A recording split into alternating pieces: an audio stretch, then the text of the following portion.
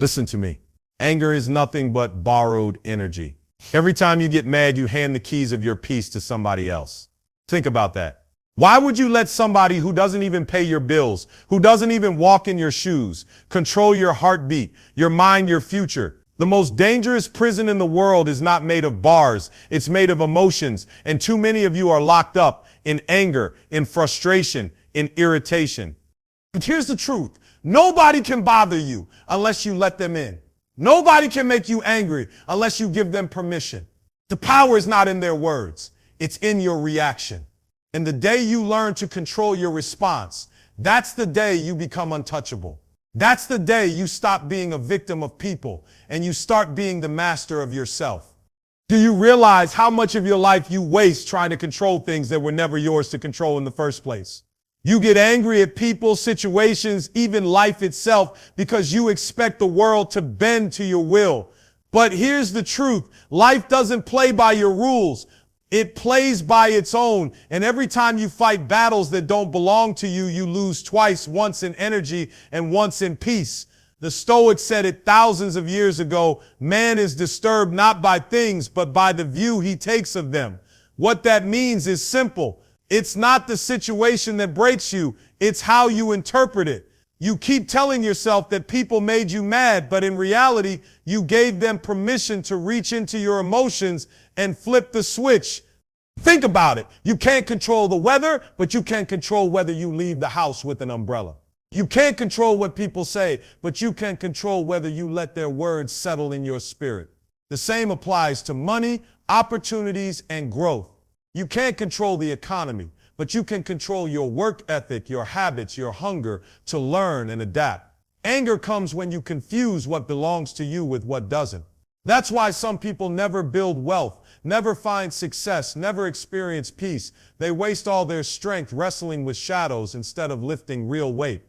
Let me give you a practical example. Imagine you're on your way to a job interview and traffic is at a standstill. You slam your fist on the wheel, curse the drivers, and boil in rage. But tell me, does the traffic move faster because you got mad? No. The cars stay right where they are. The only thing that changed was your blood pressure. Now imagine the same scenario, but instead of anger, you accept what you can't control. You turn on an audiobook, maybe one that sharpens your mind, maybe one about financial literacy or mental resilience. Suddenly, the same delay that had the power to ruin your day becomes an investment in your future. Same road, same traffic, but two completely different outcomes. One drains you, the other builds you. Peace doesn't come from controlling the world. It comes from mastering your response to the world. You see, the wealthy, the powerful, the ones who leave legacies, they don't waste time being upset at things beneath them. Marcus Aurelius wrote, "You have power over your mind, not outside events. Realize this and you will find strength." And he was right. The moment you stop giving energy to things beyond your reach, you free that same energy to build what's within your reach. So hear me, anger is expensive. It costs you energy, clarity, opportunities, control what you can, release what you can't, and you'll never again be a prisoner of people or circumstances. Do you know why most people never find peace? Because they think they always have to answer back. They believe every insult needs a reply. Every challenge needs a fight. Every opinion needs to be corrected. That's weakness, not strength. Strength is silence. Power is silence. The greatest warriors of history weren't the ones who shouted the loudest. They were the ones who moved in quiet confidence. The wise men of old used to say, even a fool is thought wise if he keeps silent. That means you don't lose by keeping quiet. You gain. When someone disrespects you, when someone tries to provoke you, your silence is not surrender. It's strategy. See, anger makes you predictable. Silence makes you untouchable. When you open your mouth in rage, they know exactly where to hit you. But when you close it and remain calm, you become a mystery they can't solve. And mystery is power. Look at nature itself. The storm may roar, the lightning may flash, but it is the mountain, unmoved and silent, that endures through centuries. That's who you've got to be, the mountain. I remember seeing a man once being insulted in public, people trying to shame him to get a reaction. He didn't say a single word. He didn't argue, didn't defend, didn't explain. He just smiled and walked away. Later, I found out he was one of the wealthiest men in that city. He didn't need to defend himself because his life, his work, his results were louder than any comeback he could have given. That's the lesson. Silence is the loudest voice you'll ever have if your life is backing it up. Think about how much energy you waste on words that don't build you.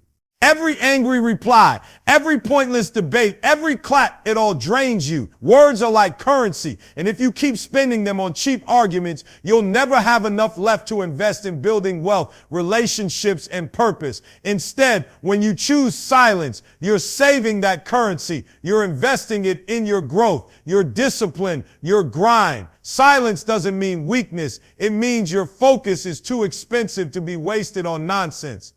Philosophers taught this centuries ago. Latu said, silence is a source of great strength. They knew the secret. The loudest person in the room is often the weakest. The quiet one, the one who doesn't get moved, the one who doesn't show his hand, that's the one to fear. That's the one with control. That's the one with power. So the next time someone tries to get under your skin, remember this, your silence is not emptiness, it's armor. Your silence is not weakness, it's wisdom. You're not losing by staying quiet, you're winning by refusing to play their game. Protect your peace, protect your power, because once you master silence, no one can ever make you angry or bothered again. Negativity is poison. It seeps into your mind, your spirit, your conversations. And if you're not careful, it starts controlling how you see yourself and how you see the world. The truth is, most people who try to make you angry, most people who bother you, they're carrying their own weight of negativity, and they want you to carry it too. But listen closely. What you accept, you begin to reflect. If you let their bitterness enter your spirit, their anger becomes your anger. Their fear becomes your fear. Their limits become your limits. You got to detach. You got to cut the cord. Think of it like this. If a man is drowning and you jump in without preparation, his panic will pull you under with him. Negativity works the same way. People drowning in their own frustration, their own jealousy, their own emptiness, they want to pull you into that same sea of despair. And you think you're helping, you think you're engaging, but in reality, you're just sinking with them. You can't afford that. Not if you're trying to build something great, not if you're trying to live in peace. A wise proverb says, do not be deceived. Bad company corrupts good character. That's not just about who you hang out with. It's about what you allow inside your mental space. Negativity is contagious. If you keep sitting with people who gossip, you'll start to gossip. If you keep surrounding yourself with people who complain, you'll find yourself complaining too. And soon you're no longer bothered by people, you're bothered by life itself. That's what negativity does. It trains your eyes to only see what's wrong. Let me give you a real example. I knew a young man who had incredible talent. He could have built businesses, created opportunities, lived free. But every time I saw him, he was around the same group. Guys who only talked about problems, who hated successful people, who laughed at anyone trying to do better. Slowly, he became just like them. His talent didn't disappear, but his mindset got poisoned. He couldn't see opportunities anymore because all he saw was negativity. And he stayed broke. Not because he didn't have the skill, but because he never detached from the people pulling him down. Detachment doesn't mean you stop loving people. It means you stop letting their poison dictate your peace. You've got to learn how to guard your spirit. The Buddha once said, you will not be punished for your anger. You will be punished by your anger.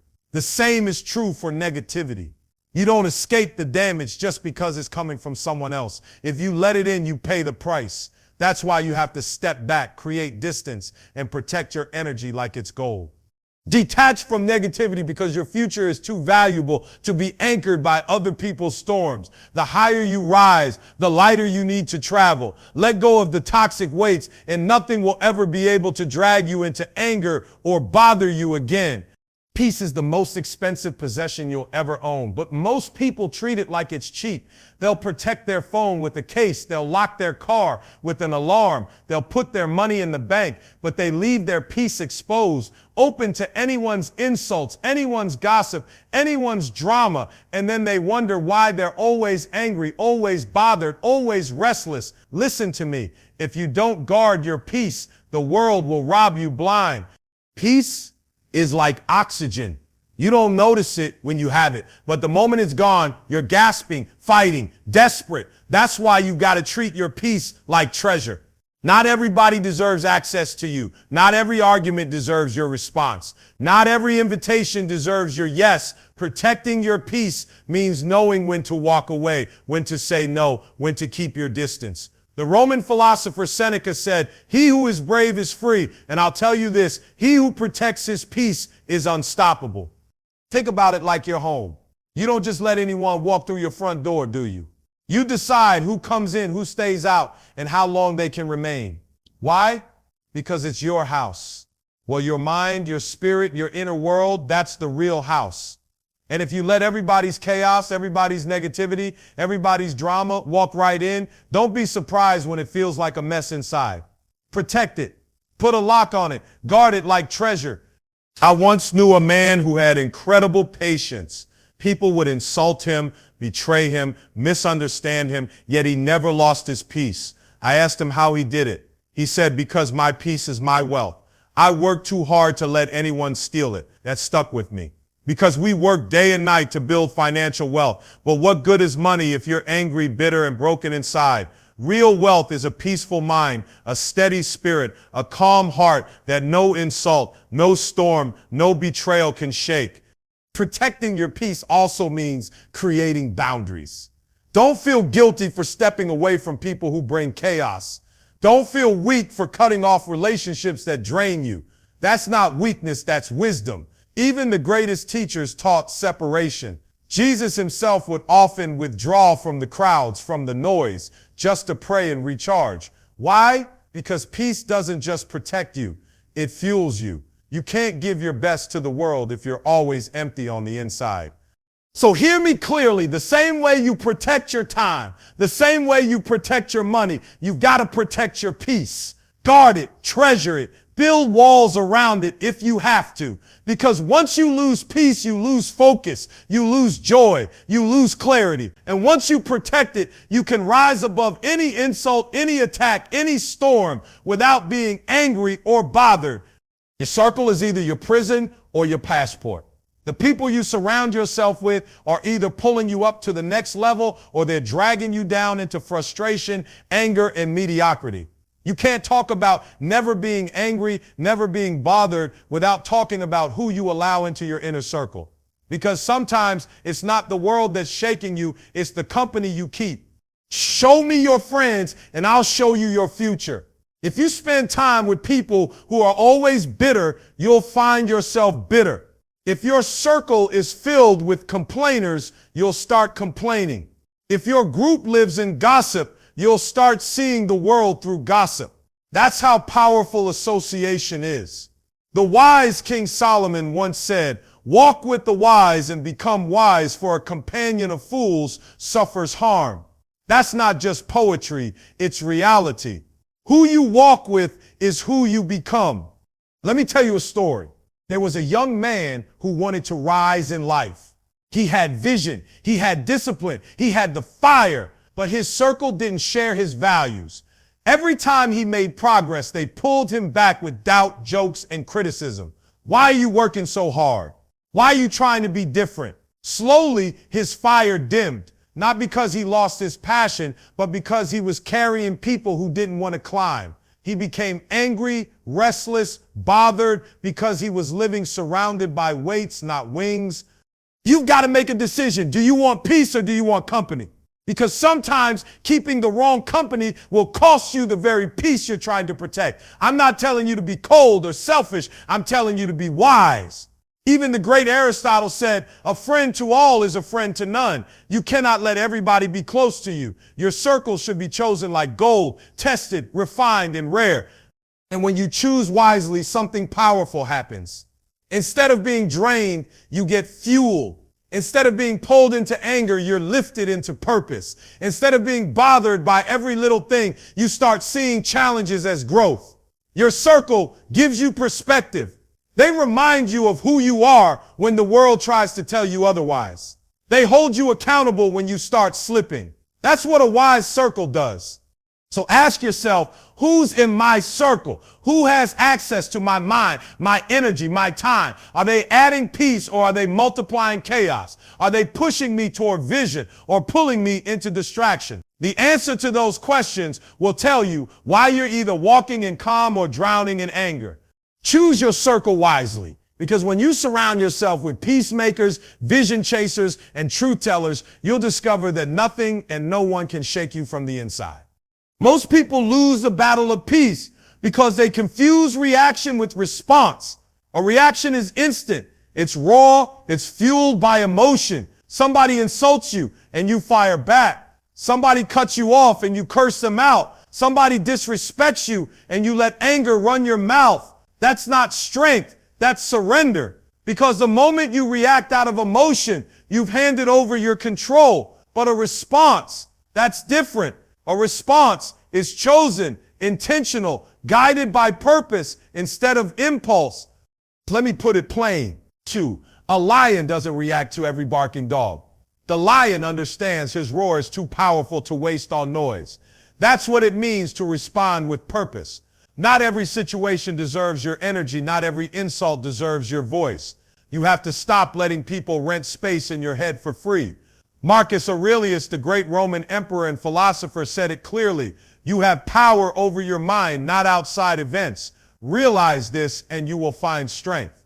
When you live by that truth, you start asking yourself before every word, every move, is this reaction helping me or hurting me? Is it taking me closer to my purpose or pulling me further into distraction? Because here's what I know. Every time you get angry, every time you get bothered, you're spending energy you could have used building, creating, growing. That's energy wasted on battles that don't matter. I remember speaking to a man who told me how he almost lost his career because of one emotional outburst. He reacted to a coworker's disrespect, threw words he couldn't take back, and the damage was done. His talent didn't save him. His skill didn't protect him. His lack of discipline cost him. And he said, I learned too late that silence would have been cheaper than anger. That's a lesson too many people learn the hard way. Responding with purpose doesn't mean you let people walk over you. No, it means you choose battles that matter. You keep your dignity intact while you deal with situations from a higher ground. Sometimes silence is your greatest response. Sometimes walking away is your loudest answer. And sometimes purpose requires you to speak, but when you do, your words carry weight because they come from wisdom, not emotion. Think about the warriors of old. They didn't swing their swords at every shadow. They conserved their strength for the real fight, the battle that determined victory. That's how you have to treat your life. Your emotions are powerful weapons. Don't waste them on shadows. Don't waste them on nonsense. Save them for purpose. So here's the truth. The man who responds with purpose is the man who cannot be controlled. The woman who chooses intention over impulse is the woman who cannot be shaken. And when you master that, you'll find yourself unbothered, unshaken, untouchable, because you've learned to rise above anger and live by purpose. The reason so many people are stuck in anger is because they're stuck in yesterday. They're rehearsing old conversations, replaying old insults, reliving old mistakes. Every time you look back, you're carrying the weight of what's already gone, and that weight turns into frustration, bitterness, and noise. You can't hear your future if your ears are still tuned to the echoes of the past. You've got to understand, forward is where peace lives. Forward is where growth happens. The past is a teacher, yes, but it was never designed to be your permanent home. Confucius once said, study the past if you would define the future. Notice he didn't say stay in the past. He said study it. Learn the lesson, then move. Don't pitch your tent in the valley of yesterday's pain. I know people who can't sleep at night because they're rehearsing what somebody said to them 5 years ago. They're still mad at the betrayal, still bitter about the disrespect, still angry about what they didn't get. And because of that, they can't move forward in peace. The noise of the past drowns out the sound of their future calling. That's why focusing forward is not just a motivational line, it's survival. Think about driving a car. If you spend all your time looking in the rearview mirror, sooner or later you're going to crash. The mirror is small for a reason. It's only there to glance back for awareness, not to live in. The windshield is wide because your vision is meant to stay forward. That's how life works. Forward focus gives you clarity. Rear view living keeps you blind.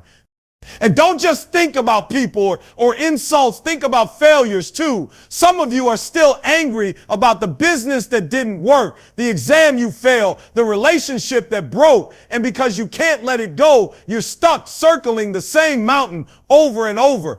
But the truth is, failure isn't there to bury you, it's there to build you. Thomas Edison once said, "I have not failed, I've just found 10,000 ways that won't work." That's the kind of focus you need, the kind that looks beyond the noise of mistakes and keeps eyes locked on the mission. Noise will always be there. People talking, critics mocking, distractions pulling, but you decide whether to tune in. If you keep looking back at every word, every opinion, every obstacle, you'll live frustrated. But if you discipline your mind to say, "I'm only moving forward, nothing can bother you," your eyes will be so locked on the horizon that the noise behind you won't even matter. So I ask you, what's got you stuck? Who are you still angry at? What moment are you still replaying? Until you release it, you can't step into peace. Let it go, not because they deserve it, but because your future does. Your destiny deserves a focused you, not a distracted you. Focus forward. Because the only thing that grows in the noise of yesterday is anger. But the only thing that grows when you face forward is greatness. Peace isn't something that just shows up on your doorstep one day. It's something you train for. The same way an athlete doesn't wake up ready for the championship without practice, you don't wake up immune to anger without discipline. The mind left unchecked is like a wild horse. It runs wherever it wants, reacts however it feels, and drags you into frustration. But a disciplined mind, that's a trained warrior, sharp, calm, and unshaken, no matter what comes its way. Every single day, you've got to train your thoughts. Don't wait until the storm comes to figure out how to stand firm. Start when the sun is shining. That's why great men of old spoke so much about self-mastery. Aristotle once said, "The greatest victory is to conquer yourself." Think about that. If you can't conquer your own thoughts, your own emotions, how will you ever conquer the challenges outside? Discipline doesn't just mean hard work on the outside. It starts in the quiet battles of the mind. When that voice of anger says, "Get even," discipline says, "Stay focused." When irritation whispers, "React now," discipline says, "Pause and think." And you got to train that voice daily, or else the weaker voice will always win. Let me give you a practical picture. A soldier doesn't wait for war to pick up his sword. He sharpens it every day, even when there's no enemy in sight, because he knows when the moment comes, the habit he built will save him. That's how you must treat your mind. Daily reading, daily reflection, daily gratitude, daily control of what enters your thoughts. If you're feeding your mind negativity every day, scrolling through gossip, entertaining every distraction, don't be surprised when anger controls you. But if you feed your mind discipline, wisdom, and clarity, you'll walk through chaos without being touched by it. Even the ancient Stoics understood this. They would rise in the morning and mentally rehearse the day, preparing themselves for whatever challenges might come. Seneca wrote, "We suffer more in imagination than in reality." And that's the truth. Most of your anger doesn't come from what happens, but from how you think about what happens. That's why discipline is key, because it shapes how you interpret the world around you. Think of your mind like a garden. If you don't plant deliberately, weeds grow automatically. Those weeds are anger, resentment, bitterness, envy. But if you water it daily with discipline, patience, gratitude, focus, you create a place where peace grows naturally. And the stronger that garden becomes, the harder it is for anyone to bother you. The difference between a person who gets shaken by every little thing and a person who walks with calm authority is not luck, it's discipline. It's the unseen hours of training the mind when nobody's watching. Discipline is the shield that keeps anger from piercing your heart. So don't wait. Start today. Discipline your mind daily, and you'll discover a freedom most people never taste, the freedom of being unbothered, no matter the storm. You can't talk about staying unbothered without talking about the people you allow close to you. Your inner circle is either your strength or your downfall. Show me the voices around you, and I'll show you the level of your peace. If you're constantly surrounded by people who gossip, complain, and stir chaos, don't be surprised when anger becomes your second nature. But if you guard your circle, if you carefully choose who sits at your table, you'll find yourself walking lighter, calmer, stronger.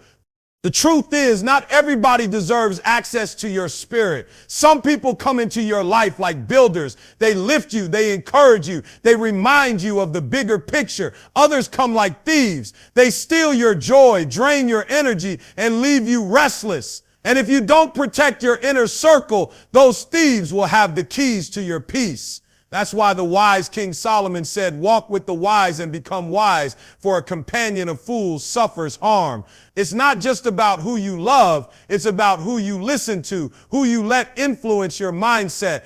I've seen people sabotage their own potential because they couldn't say no to toxic company. They didn't want to look rude. They didn't want to stand out. So they kept entertaining voices that brought nothing but noise. And slowly their peace eroded. Let me tell you this. You are not obligated to give everyone access. Protecting your circle is not arrogance. It's stewardship. It's recognizing that your mind, your peace, your mission are too valuable to be placed in careless hands. Think of your life like a fire.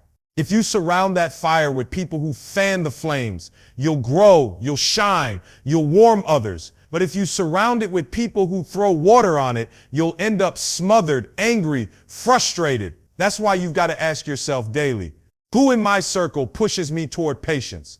Who pushes me toward purpose? And who constantly stirs my anger? Even in ancient times, the greats knew the power of influence. Socrates once said, be slow to fall into friendship, but when thou art in, continue firm and constant. In other words, choose carefully, but once you find the right ones, hold them close. Because a strong circle won't just help you stay unbothered, they'll help you rise higher. And here's the practical truth. When you protect your circle, you don't even have to waste energy fighting unnecessary battles. A calm, focused circle will remind you who you are. When anger tempts you to forget, they'll remind you of the mission when noise tries to distract. They'll stand guard with you so you don't have to fight every war alone. So hear me. Don't hand the keys of your peace to everybody. Guard your circle like you guard your dreams. Because when you protect your inner circle, you protect your mind. And when your mind is protected, nothing and no one can bother you. At the end of the day, the real secret to never being angry or bothered by anyone is to live anchored in something bigger than yourself. When you have no purpose, every little thing shakes you. Somebody cuts you off in traffic and your whole day is ruined. Someone disrespects you and you carry that weight for weeks. Why? Because without a higher purpose, small things feel big. But when you know your life is tied to something greater, you don't waste energy on nonsense. You rise above it. Purpose is the anchor that keeps you steady in the storm. Think about a ship in raging waters. Without an anchor, it drifts wherever the waves push it. That's how most people live, drifting, tossed around by moods, bothered by every opinion. But a ship with a strong anchor stays in place, unmoved, no matter how fierce the waves. That's what a higher purpose does. It roots you so deep that nothing on the surface can control you. This isn't new wisdom. The great prophet Isaiah wrote, you will keep in perfect peace those whose minds are steadfast because they trust in you. That's not just spiritual, that's practical. When your mind is fixed on something eternal, you don't crumble under the temporary. Purpose transforms your perspective. Instead of asking, why did they say that to me? You ask, does this even matter in the grand scheme of what I'm called to do? Let me give you a real picture. A man building an empire doesn't stop to argue with every heckler on the street. He doesn't break his stride every time somebody throws shade. Why? Because his eyes are locked on the vision. You've got to train yourself the same way. When your purpose is wealth creation, legacy transformation, then petty arguments, jealousy, and negativity don't deserve your reaction. They're distractions, not destinations. The philosophers of old knew this well. Marcus Aurelius said, if you are distressed by anything external, the pain is not due to the thing itself, but to your estimate of it. In other words, it's your perspective that gives it power. But if your perspective is rooted in purpose, the power is gone. Purpose is what allows you to bless when others curse. It's what gives you peace when others try to pull you into conflict. It's what makes you smile when others expect you to break because you know something they don't. You're not here to win arguments. You're here to win at life. So if you truly want to never get angry or bothered by anyone, stop living aimlessly, anchor yourself in a higher purpose. Let your mission be bigger than your irritation, your vision stronger than your triggers. When you do that, people may try to shake you, but you'll stand unmovable. And that's the greatest victory, being untouchable, not because the world changed, but because your purpose became your anchor. Listen to me carefully. Life will always give you reasons to be angry, bothered, or distracted. People will test you, situations will press you, and storms will rise against you. But you've just been handed the blueprint on how to stand unshaken. Control what you can, release what you can't, train your mind, guard your energy, protect your circle, anchor yourself in a purpose bigger than your pain. Because when you master these principles, you no longer move at the mercy of other people, you move at the pace of your destiny. I need you to make a decision today. No more wasted energy on petty arguments. No more giving your peace away to people who never earned it. No more living like a ship with no anchor. From this day forward, choose to be untouchable. Choose to rise above. Choose to live unbothered. Not because the world is easy, but because you are stronger. And when anger knocks on your door, remember this. Peace is power and focus is freedom. Hold on to both with everything you've got, because the world doesn't need another person, easily broken. The world needs you, unshakable, unstoppable, and unbothered.